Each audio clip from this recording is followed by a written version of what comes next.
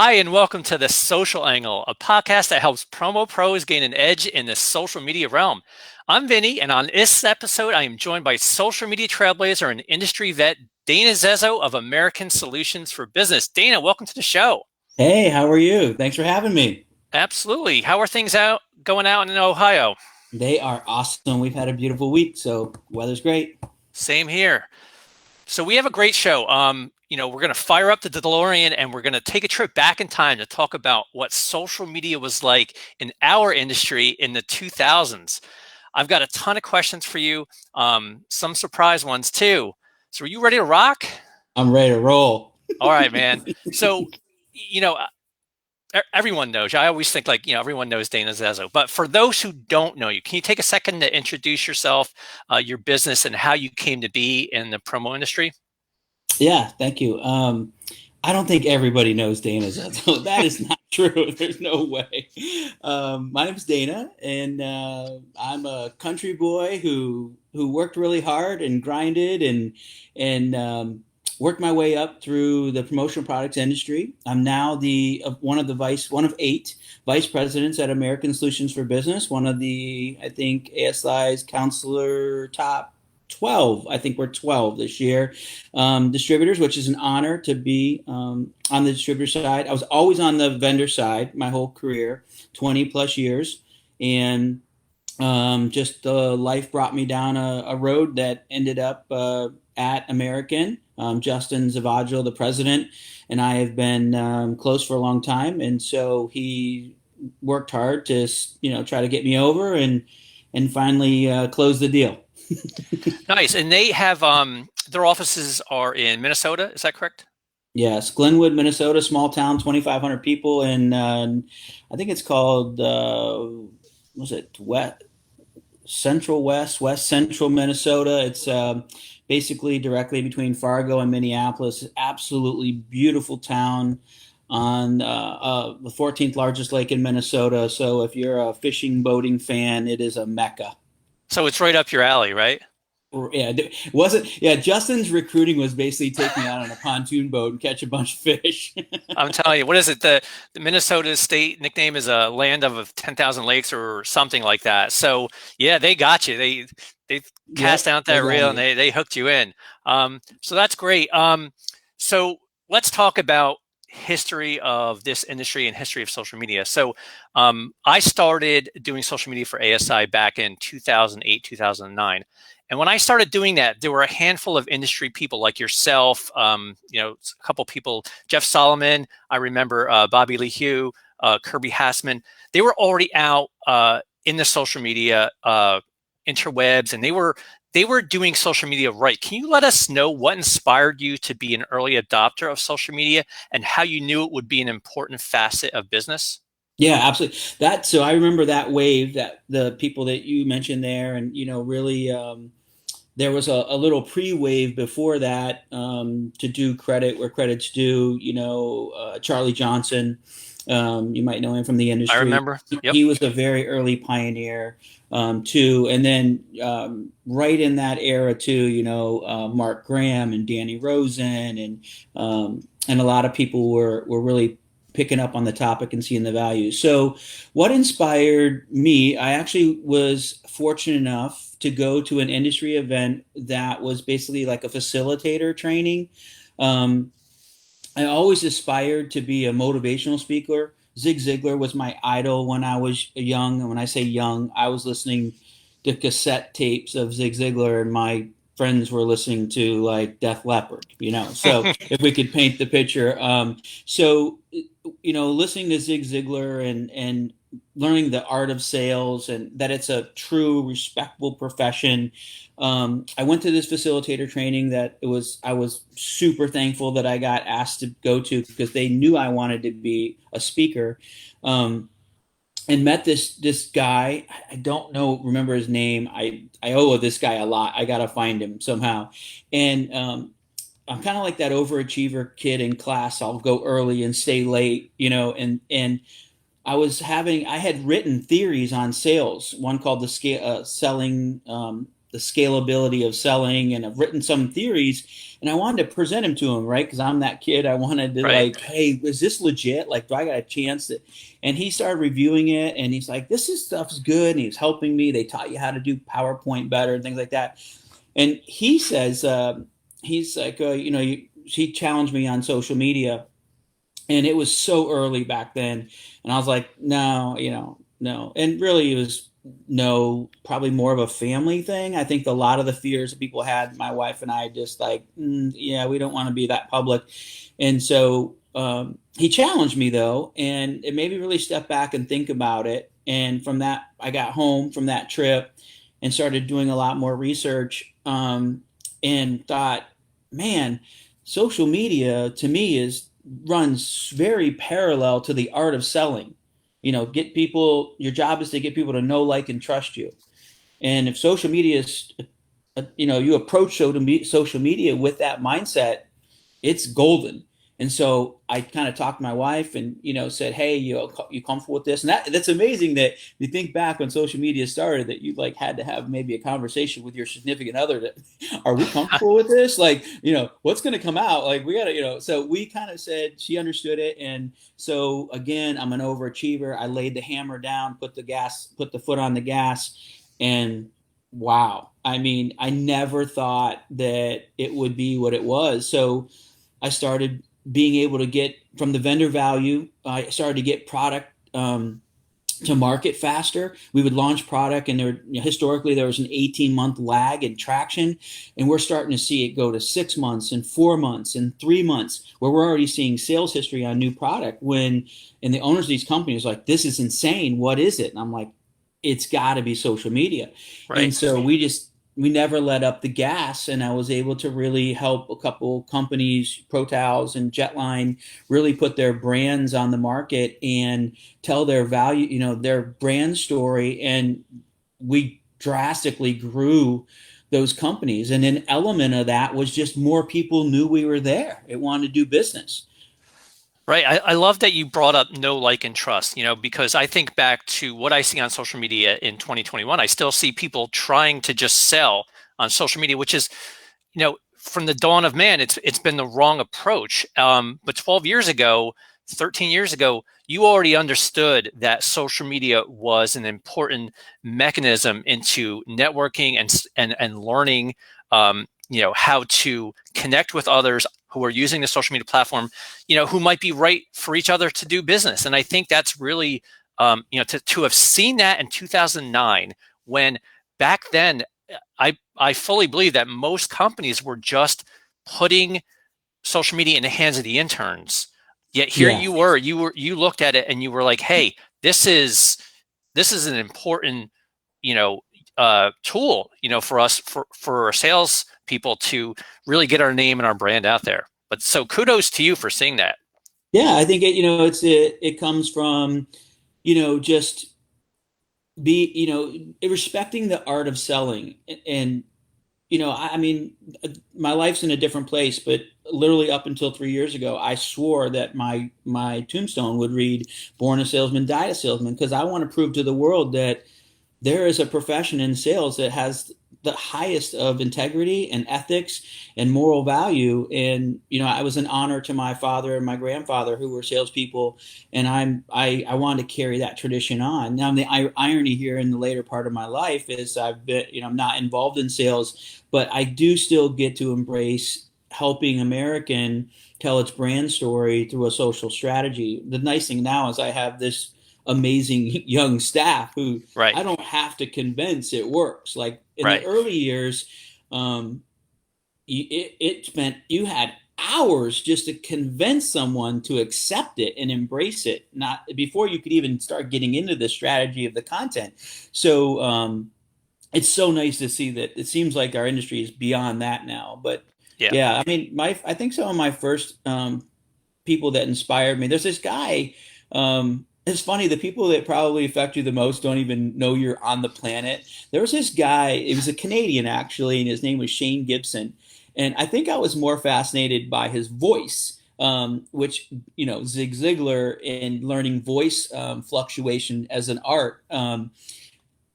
when I listen to Shane Gibson, his sound just is so pleasant on my brain, and he was putting out a lot of content back in the day called social selling, and I was listening to him, and I'm like, everything was like, yeah, yeah, yeah, that's what I'm talking about, yeah, yeah, and so he would just feed what I already felt, and so obviously when you just keep listening, so he was kind of one of my first inspirations, that's for sure. Well, that's great. So if you have a comment, a question for Dana, feel free to just comment, and we'll get to your questions or comments. So right now we have a few. So Tim Hill has said, "It's Dana. Hey, buddy." And he also said fishing. He is in. So definitely Tim Hill is, I'm sure you know him. He's Mr. industry Mr. guy. Coffee, Mr. Coffee. He's used social media and he's Mr. Coffee. Yep. And we also have we have several questions. I'm not going to get to all of them now. Actually, more like comments. So Danny Rosen says Charity Gibson is the early queen if Dana Arzezo is the early king of social, and they both do so well with building real relationships online as well as social selling, something that is incredibly difficult. Bravo, friends! Of course, that's Danny Rosen. Well, He's Danny Rosen went on to be a speaker in the industry, and obviously now, on the PPI board, I mean, he's been such an impact. And he's just such a humanitarian for our yep. industry, showing people that what give back, selling, and stuff. He's taken it to somewhere like to a whole nother level. So kudos to him. I see he made a comment about the hotel view. That's a funny story. So you want to hear this one? Yes, of So course. so I'm running the circuit, speaking at all the regional associations, honored speaking for ASI at different things, speaking for all the large distributors, and it just running like literally it was like another full time job. Like when I was young and wanted to be a professional speaker. I rethinking that as an adult, it's a grind. But so I'm sitting in a hotel and I'm preparing for a social media presentation the next day. And again, I've told you I'm an overachiever. So I'm looking at my PowerPoint. I always want to tweak it. I'm adding new pictures and then I'm trying to promote it and I'm doing everything I can do because I know that I can help control this destiny. So one of the things I taught in my sessions was about content balance. So I teach people to go back and look at their feed as if you were not you, but if you were a customer or a friend or whatever, and look and see if there's a balance. And what I would teach him that if it's all work, that this new world would interpret you as a workaholic, you don't care about your family, you're greedy, you're money hungry. And that's, back when I was young, that was an accepted personality. It is not today. So I would say if your content has too much business, you're going to look greedy or money hungry. Vice versa, if everything I see is your vacation pictures, it's like your customer's like, when the hell do you work? You're making too much money on me because you're on vacation all the time. So I would teach him to balance. So I thought, well, if I'm going to teach him this, I better make sure I have it. So I'm running through my content one night right before, because I used to actually have the crazy mindset of taking my social media and I would put them on the screen live during my sessions. It was insane because anything could go wrong, Right. and it probably did. Yep. But all of a sudden, one night before my thing, I realized that my content's kind of out of whack. And I'm sitting there, you picture yourself, Hampton Inn. You can picture the desk, the two beds behind you, the sliding glass door to the left, the bathroom to the right, right? 1 bazillion nights in my life. I'm looking around. I'm like, I look out the window, and it was like, all of a sudden, I had this thought. If people wonder like my life, like they're intrigued by my life because my brand was building, I wonder if they ever thought every night there's a different view. And what would that feel like? Hence hotel views. And it was literally a post that started to fill and balance my content before a session that blew up into just a major campaign. And ultimately it worked great because I would do a hotel view and then a lot of people would start guessing.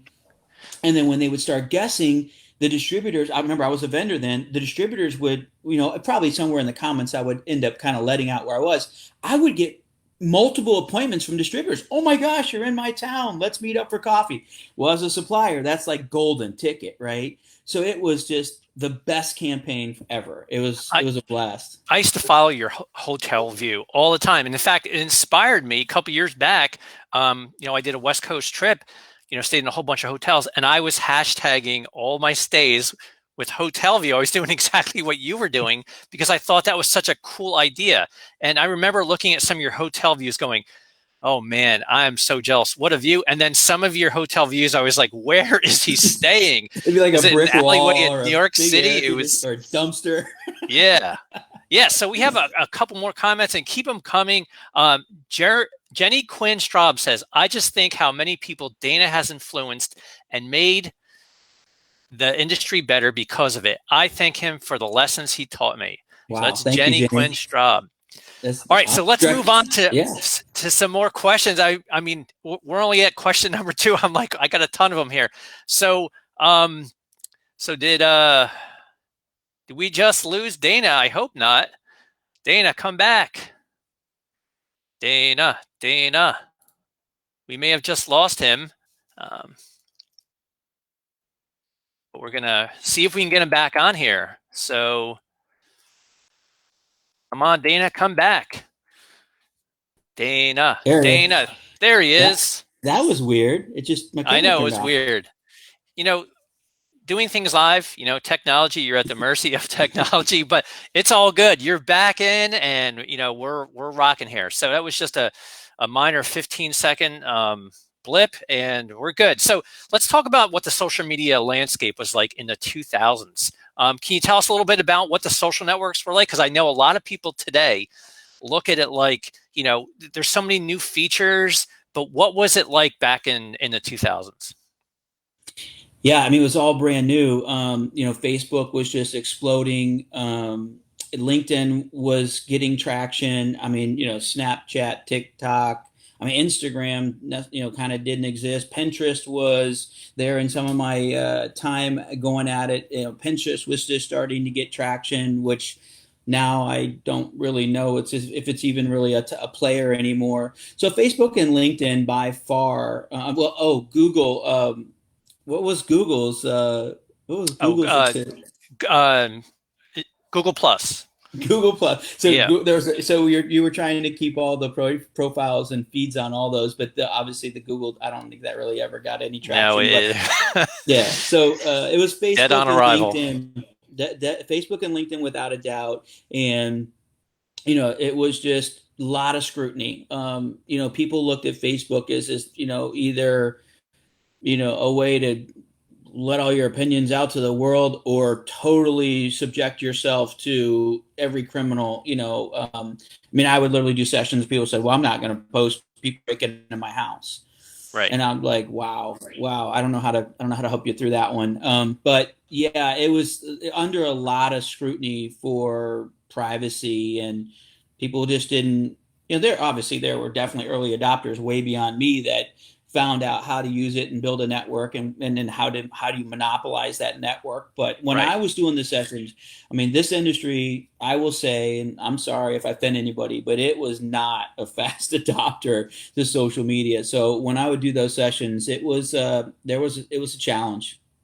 Yeah, I agree. I think, there's one thing about social media back in that time. It was, we had fewer choices and we were limited in what we did. So like, the networks allowed you to post text, they allowed you to post links, but you couldn't do much else. You couldn't post videos, you couldn't do images, like you were really limited. So in a strange sort of way, it was easier. It was easier because we knew the networks people were on and we could see what everyone's doing.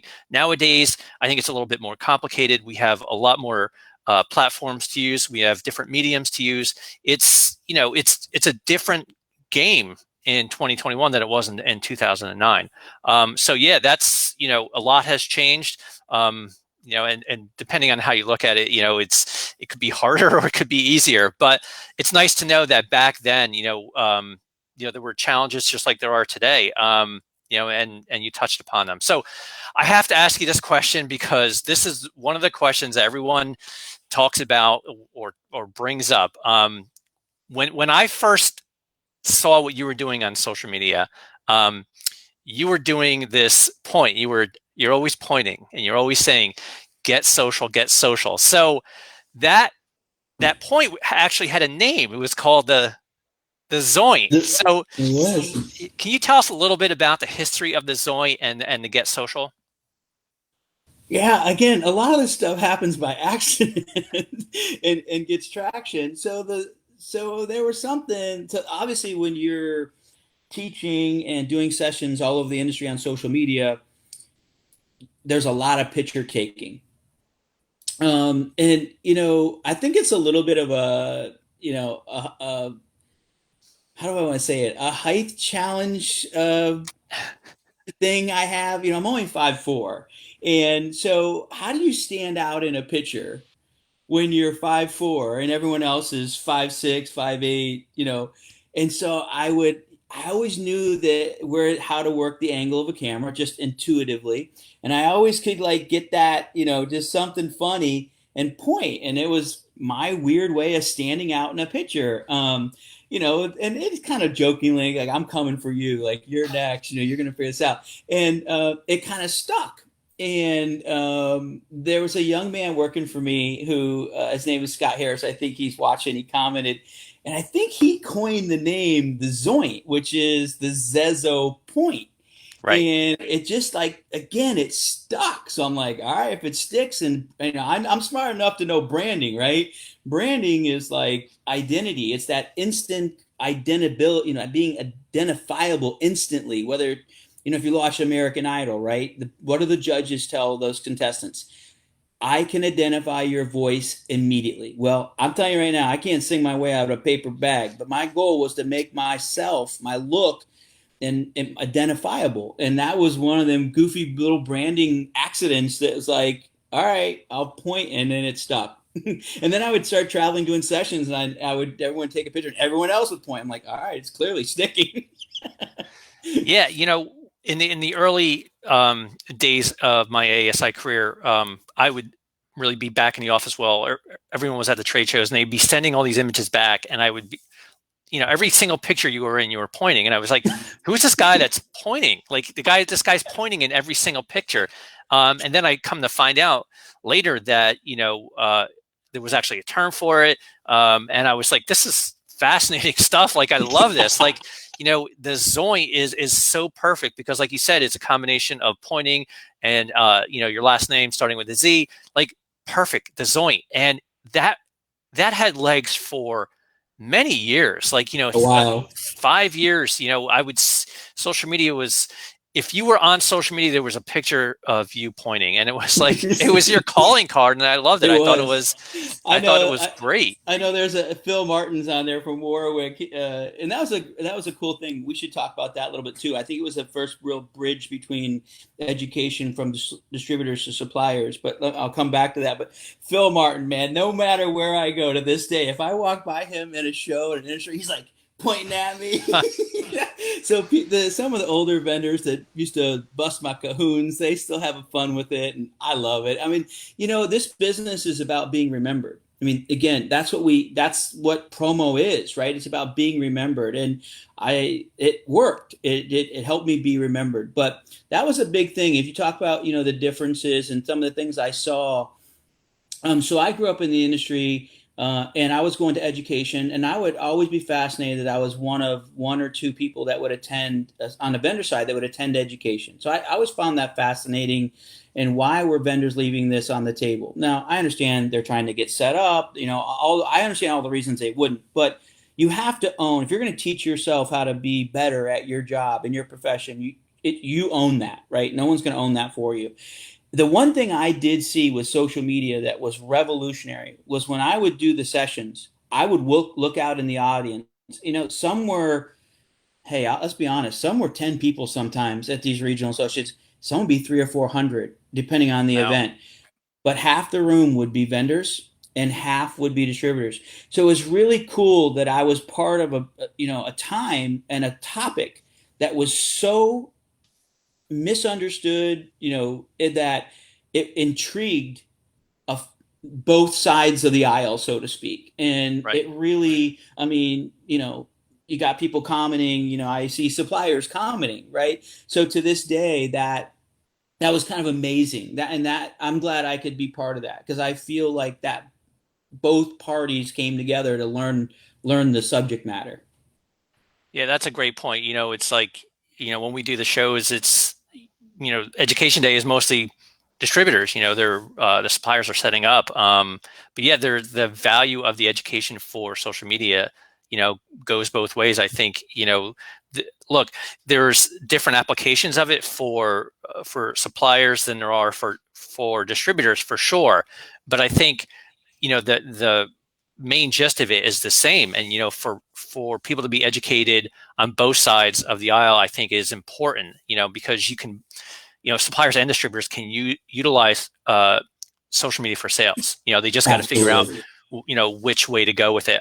So let's talk about, the last couple of years. So, I talked about, I talked about the Zoint with Taylor Borst, and she had no idea what I was talking about. Thank Um, goodness. yeah. So in the last couple of years, maybe even longer, 5, 7 years, I don't see much of the Zoink anymore. It seems to have been retired. I see you on social media posting pictures of hunting and fishing. So, have you retired from, the social media aspect of business, or are you just behind the scenes a little bit more? Yeah, great question. Actually, I think there's some people from Promo Kitchen who've kind of asked me this question before. Well, let's go with the Zoint first. The Zoint's kind of been retired.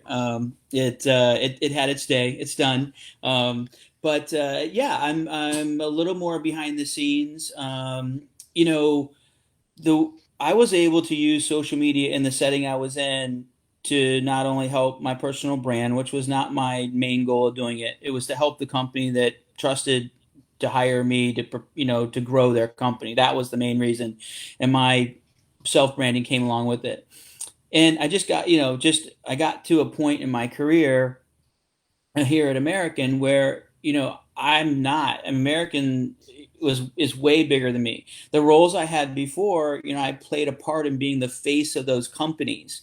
I'm not really the face of American. American is a big ship. I'm just here to help, a little bit, and that's a very different role for me. And at my age and my career and my grind and the travel, it's welcomed because it's not intense, and all that pressure is not just on your shoulders per se. So yes, definitely behind the scenes a little more. Again, I have a young staff. That is amazing, and they get it. So like I don't really have to overachieve in it because I'm not really trying to show anything at American. Taylor and her team, they fully understand why we use it, how we use it, when we use it, and things like that. And we're always trying to create new ways to use it. So yes, it's very behind the scenes. We have some internal stuff that I've built out at American. New ways to communicate with the home office and the sales associates. We have 650 sales associates around the country. So we've created a lot of social media internally. I'm extremely active. Sometimes President Justin will say, "Hey, you might want to back that down a little bit." But I'm extremely active. And again, it's all about having your priorities in the right place. My priority is I was hired to do something in American, so I'm trying to improve that. I'm trying to help our sales associates make more money. That's my job. And whether that's through marketing, social media, whatever, I'm not a sales manager anymore. So I'm comfortably taking a back seat to that and working on the inside to help the communication within the company. And it's been awesome because it's kind of like a different challenge. It's like I'm using like what I learned in a different aspect, and it's fun because it's almost like a new challenge. Right. So do you still believe in the power of social media as you did a dozen years ago? 1,000%. I love that One. answer. I mean, I figure you were going to say that. But yeah, like there's so much intimidation about social media right now because there's so many different platforms. There's so many different types of mediums that you could be posting. small businesses struggle with, like, where should I be? What should I do? It's intimidating, but I agree with you. I think there's so much opportunity to capitalize on social media, and social media is powerful. We all know that. We've seen what it can do, for good and bad. Social media is just a very, very powerful medium, and I think I businesses see. should be I taking see advantage of some. it. I see some of my vendor relations staff saying he has not retired from social media. Yeah, I saw that. Well, also I'll add, you if you didn't believe in social media pre-pandemic, like you missed a huge opportunity because maybe one of the only ways for you to have interaction during the pandemic was social media. So like kudos to those who got on board before, because man, if you didn't, like, there was where the world shut down, but you could still work with people back on Facebook. You saw them playing games with their family. You saw them baking. What did everyone do? Bake. I gained like 15 pounds because my kids were at home baking. We're doing puzzles again. We're hiking, and it was fun to watch distributors and people from ASB posting pictures like that and saying, "Oh, is that a great trail? Good for you for staying outside." Or if they got COVID, you were able to kind of be there for them to say, "Hey, man, hang in there. I had it. You'll be okay." So social media during the pandemic, what an amazing way to keep in contact with your customers. So for all those distributors in the country who did, kudos. If you didn't, you're that much farther behind. I agree. I think it was a lifeline for a lot of people. They relied on social media for, you know, keeping in touch with their clients, and it became like, and I hate to use the word simple, but it's simple but very, very effective way to just make sure everyone you knew was okay. And that a lot of people did that with family too. Like, my family's all over the country, and it's like I couldn't see them, and reaching out to them through social media, doing video, like, it was just an amazing way to keep in touch with people. And, I think social media takes a bad rap for, the negativity, and the misinformation that it spreads. But also I think, looking at it from a different perspective, there's a lot of good that it does as well. And I really am, I'm bullish on the power of social media, and what it could do for I think businesses. that one of the smartest campaigns that Facebook put out recently was the groups and the communities. Have you seen the commercials?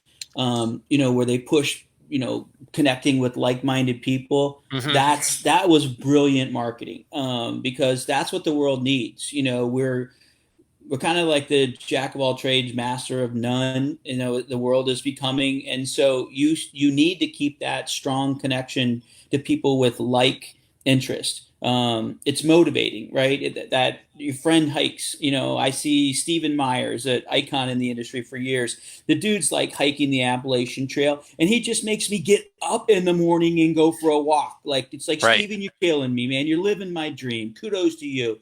But I feel closer. Next time I see Stephen, it'll be a warm interaction. Dude, you hike part of the Appalachian Trail. I've dreamed of this. Talk to me. Tell me the story.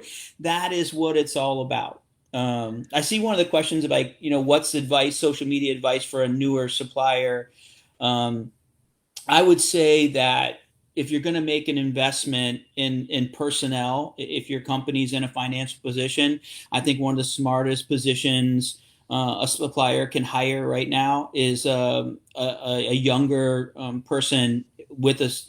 Now these kids are getting like social media minors and degree, in Sure. college and degrees. Like, there's a legit education, line here. So I would say make the investment.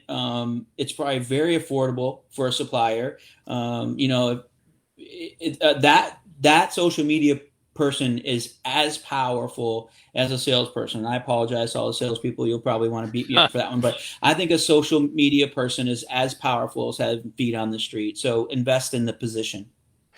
I agree. And that question came from Rich Corvaland. So, thanks for the question, Rich. I agree with the fact that social media is no longer the intern's job. It is now like it's a degree now. People are coming out of college, specializing with social media, and we have one ourselves here at ASI, Melissa Newman. She is, doing great things for us. We hired her to do social media, and she's doing a great job. And look, it's the future. I mean, you need to look into hiring people with social media as one of their primary skill sets, not just something, hey, I do this for fun. I have a Facebook page, so I do social media. Well, not really. You're not really doing it for a business, and there's a lot of nuance there when it comes to social media and business. So we have a few more questions, and I know we've got a lot of comments out there we can get to. What aspect of today's social media appeals to you most from a business perspective? And what I mean by that is, like, what kind of features out there should people really be jumping on? I would say and I used to say this before, but I'm going to keep going. And it's not a real new feature, but you fully got to embrace the messaging. Okay. The messaging. So what's happening is the cybersecurity in corporate America is becoming a serious thing. I mean, we have a full-time person at American that all they do is cybersecurity, because we ward off many attacks daily, actually. So with the cybersecurity is a challenge to sometimes communicate with your customer who's behind that wall, whether it's file size. Some won't even let a YouTube link come through. So again, are you going to keep wondering if your customer got your message, or are you just going to go to a platform where you absolutely know they'll get it? So I don't think there's a file size limit on Facebook Messenger, or you can post, send them a YouTube link. And it's an amazing way to communicate. I think getting in somebody's inbox, sales professionals in this industry. And so Taylor and I have committed to do social consulting for one sales associate a week, and they sign up and they fill out a survey. And the one thing we see is their reluctancy to leave the comfort zone, which is email someone. Well, the problem is, depending on the importance of your communication, you could not be a priority in that inbox. So look at Messenger as a way to sidestep being not prioritized, and fighting in somebody's very busy inbox, because most people will check their messages, right? Because it also could be their second cousin from Honolulu who's giving them their timeshare. So you can get in their queue and get read and not worry about the cybersecurity issues of the file size, the video you want to send them, things like that. So, I mean, one feature that's way underutilized is Messenger in all the platforms. That's fascinating, Dana. And I haven't really heard about that, or no one's really touched upon the issue that cybersecurity can bring up in terms of getting your communication across. And you're right. The East Coast pipeline just got hacked. It created all kinds of problems for gas. Cybersecurity is a big issue in this country, and lots of companies are locking down. So you're right. Email, which is for a long time been the primary mode of communication for a lot of businesses, now may not be so true. And we're seeing it too with ASI. People are going to social media to, first to do their messaging. And we're seeing it especially from the younger generations, millennials, the Gen Zs. They're the ones who go to social media first when it comes to customer service or to communicate. That is what they grew up with. That's their instinct. And I think people need to adapt. That's a great point. I didn't think about that, but certainly it's one of the things I think people should be mindful of. Yeah, I mean, because if you think about it, the audience, for you and I, is the distributor salesperson, right? Let's be honest. I mean, and then you have the vendors, but the distributor side, they make a living by communicating with their customers. Man, you better be pretty open-minded to how that goes down, because if you're going to stick in email, my kids won't even deal with you. Like you made reference to the generations. My kids will barely interact with you. Now you text them or Snapchat message them or Instagram message them, they'll reply all day long. So you got to think about that. Like, who is your customer? And yeah, there's times when an email is appropriate, like because you have a paper trail. I get that. But man, did you approve the proof? You don't need to put that in an email, right? Right. You just freaking text that or message it in Facebook or something. Just if you make a living moving the process along, you got to be pretty open minded to that process. I agree 100%. So we have a comment here. Let me find it because so this is from Tim Hill again. He said, "When will we see Dana Zezo dancing on TikTok?" Dana, Oh, I don't know. I don't know if it's going to happen. Again, I am very fortunate in my career that I do not have to lead the charge, and I have staff that is embracing it. I know Taylor's killed it with TikTok and become very well known, and that's awesome. And I know our is actually building an American page or profile for TikTok. So I'm going to let these young whippersnappers have fun. I had my day, and it's time to let the next generation, who probably knows it 1,000 times better than me, to let them. My job now is just to lead them to enjoy the same thing that I had the. My career is not over, but man, I had an absolute amazing career. And I got to be honest, like I could, from a career and family and life perspective, I could die tomorrow, and I am content. I had a great life, and I want other people to enjoy that and have that same feeling. let's hope you don't die tomorrow, Dana. So, Now, I don't want to, but I'm just saying, like yeah. I a part of being what success is accomplishing your goals. And I had a list of them, and I accomplished a lot of them, and I'm happy. Right.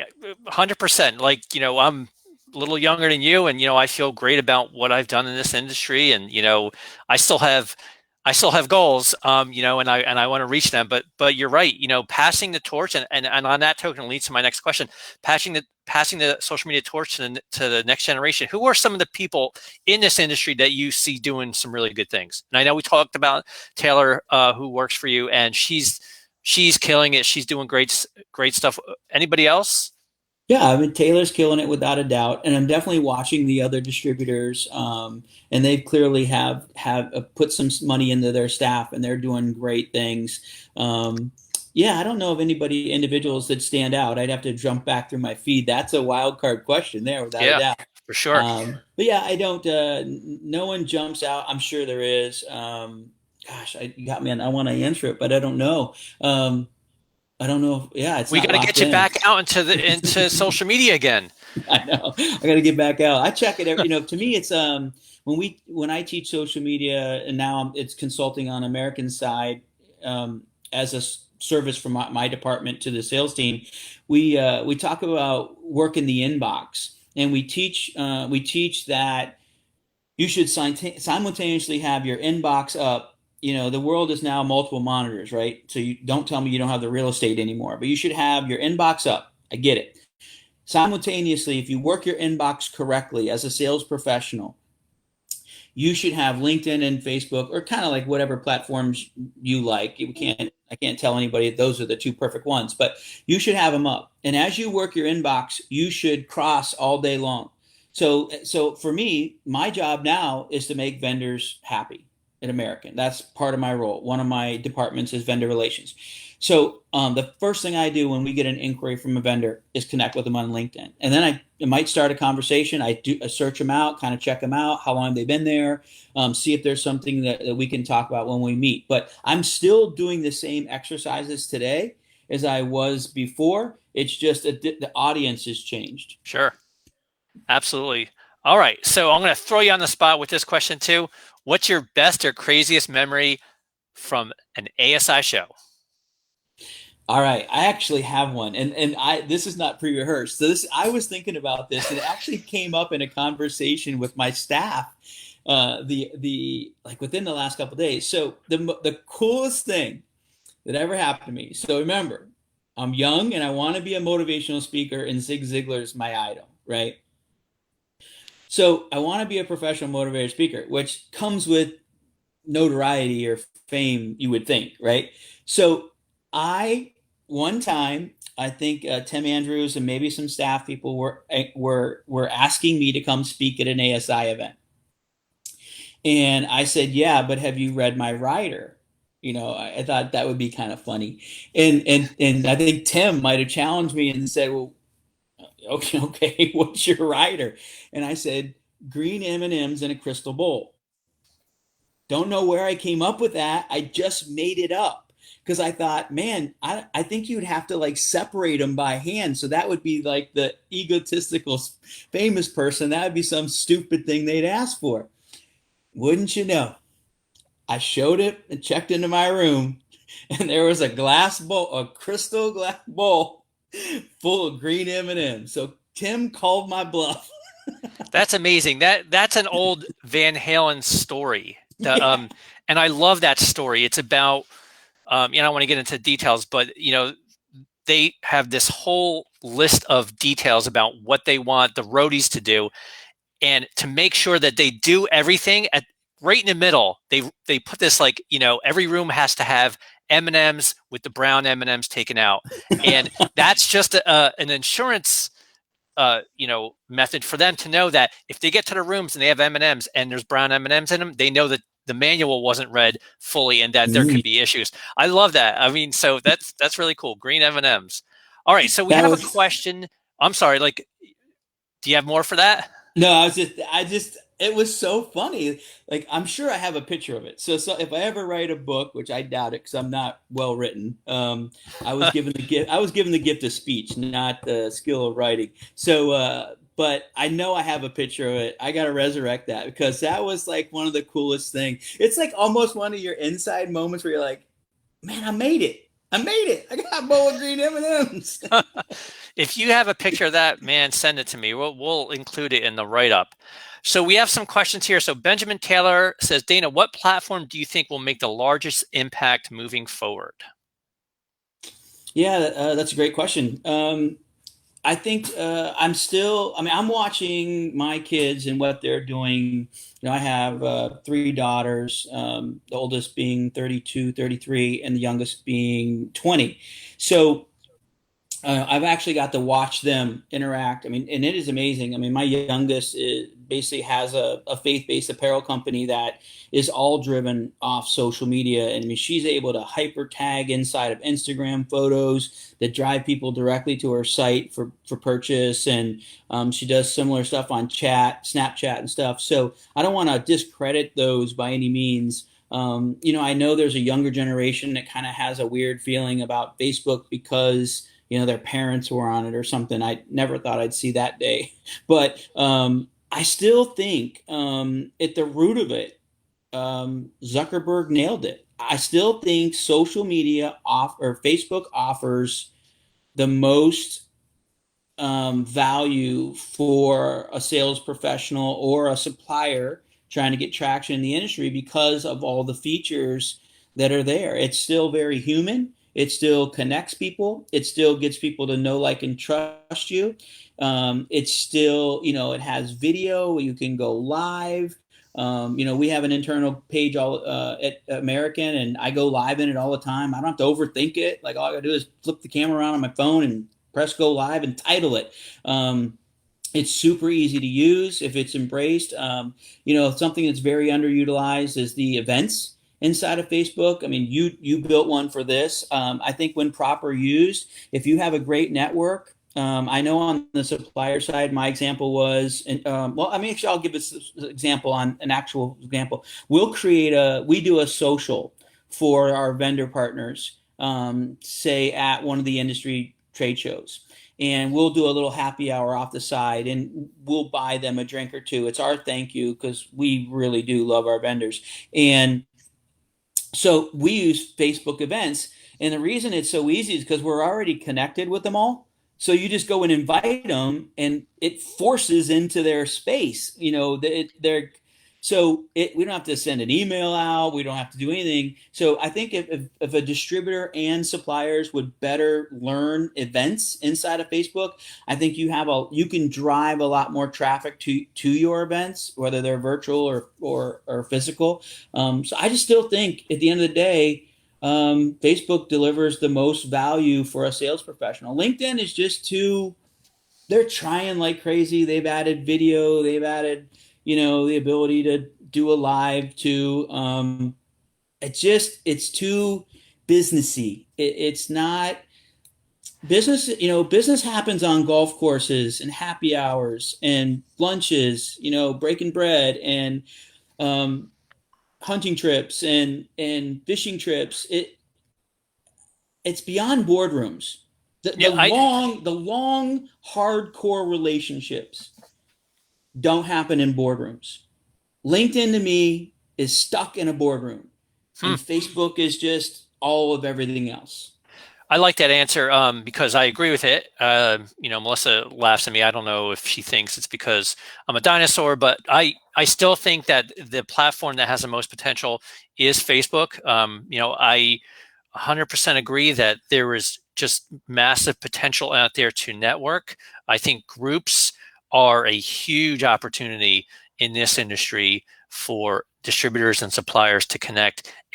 We see it every day in our group, in PPP group, like people are getting together and they're doing business on Facebook. Now that said, it doesn't mean that like I really have a high opinion of Instagram as well. I think I lots love of it. I love yeah. Instagram. I always joke for my kids that I'm making all these weird dying references. I'm sorry. It's not morbid, but I always tell my kids my Instagram, play it at my funeral. Like if you want to pay your respects to me, just watch my Instagram for about 10-15 minutes on a scroll, and it will sum up who I am, what I'm about, what I love, and why I walk the face of the earth.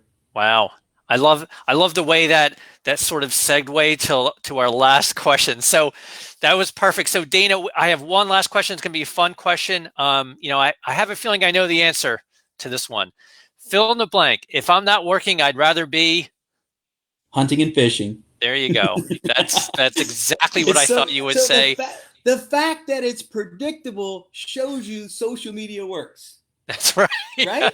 Yes. I mean, like you said, like if I go to your Instagram, even your Facebook, I see you catching really big fish, and I'm like jealous. I'm like, man, he's eating good tonight. I catch small ones too. Don't worry. Yeah, but you're probably more apt to show the big ones.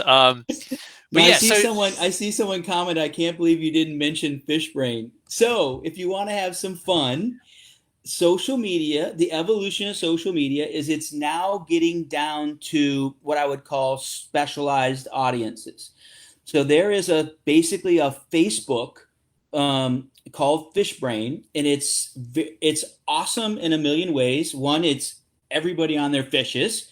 They tell you what bait they caught it on. They tell you where they caught it. They tell you what time it was. But it's really cool because I'll travel a lot and I fish kind of wherever I go. I'm very fortunate. So I was in North Carolina on vacation. And again, thinking pre-social, I would have went to the bait shop and tried to bribe the freaking guy at the desk with a case of beer, like what bait to buy, what's biting, this and that. Not anymore. Now you jump on Fishbrain, I make sure it knows where I'm located, and it shows me all the fish that are getting caught in my area and what they're using to fish with. I mean, are you kidding me? It's awesome. So there is social media now for fisher persons. I love it. I love it. Fishbrain. I got to check that out. So it's really basically like it's almost like crowdsourcing. You're trying to find out from others, what's going on, what's biting where, and the Yep. bait that's available. That's really cool. Fishbrain. It's super cool. Cool. All right. So do we have any more comments here? There's so many here. A lot of um, let me see. Let me see. Do you still have a MySpace page? That comes from I Tim Hill. I'm very fortunate to say I never had a MySpace. So there, that would kind of date me if you had to peg me exactly when I came into the social media picture. It was MySpace was already dying, Right. and Facebook was exploding. So I never had a MySpace page. All Hey, right. maybe I'll Well, make a comeback. Well, I had one, and I probably still have one somewhere, Dana. But like, I'm like you. I didn't even know what it was called. Was it, it didn't really have a term back then. Social media. It was really, I think, with the advent of Facebook, where I think everyone got on board and was like, okay, this new thing called social media, Facebook is like really leading the charge.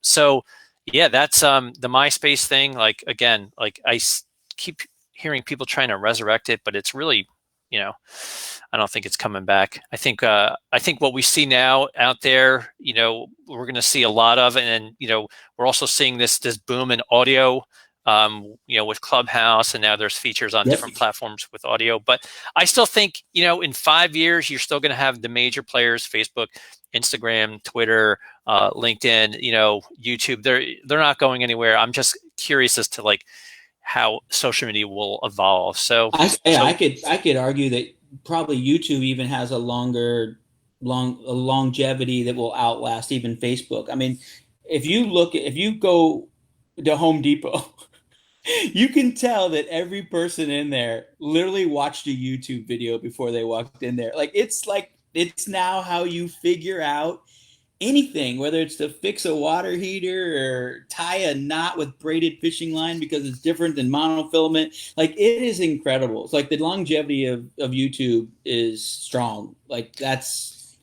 embrace that and know that and figure out how to use that to your advantage. I agree. And they're getting into the creator game now. They want people to actually create content on their platform, much the same way they do on TikTok. So I think they're the second most clicked on website on the planet after Google. So, I mean, YouTube is huge. It's not going anywhere. People love video, and they're always going to go to YouTube for videos. And like you said, tutorial videos are huge. The other day I had to change the thread out of my weed whacker, and I couldn't figure out how to do it. I went to YouTube, and within 15 seconds I found a tutorial that some guy did just for It's people like me. incredible. It's incredible. I'm like, I don't need a manual. Like, boom, I just got this video here. So it's really great. So Dana, we're wrapping up here. So any final thoughts? Let us, tell everyone how they can reach you. Yeah, absolutely. It's Google Dana Zezzo. I'm very fortunate. I have a unique last name. Google's very friendly to me. I'm on all the major platforms: Instagram, Snapchat, Facebook, LinkedIn. Be happy to answer any other questions. I've always been about perpetuating the industry. Obviously, you know, was volunteer of the year 1 year, which is probably one of my highlights of my career. But yeah, I love the industry. I love helping people. I love chatting about it.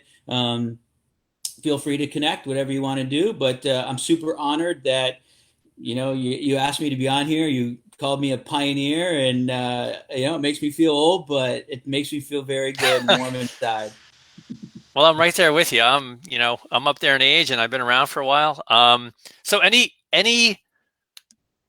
plans of unretiring the Zoint? No, no. My family hates it. I can't do it. They hated it. I'm gonna let it rest. All right. Well, Dana, thank you so much for being on today. And like I said, hopefully, we can connect in the near future. And then we'll have a beer together. Absolutely, I'll buy. All right. It's a deal. All right. Thanks everyone for your comments, and we'll see you next time.